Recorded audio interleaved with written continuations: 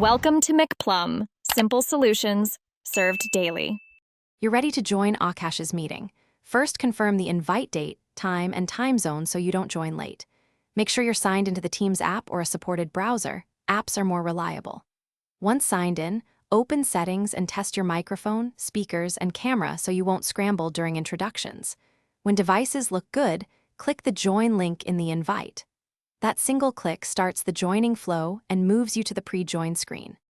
On the pre-join screen, you'll make important choices. Pick the correct microphone, speakers, and camera from the device menu so audio routes properly.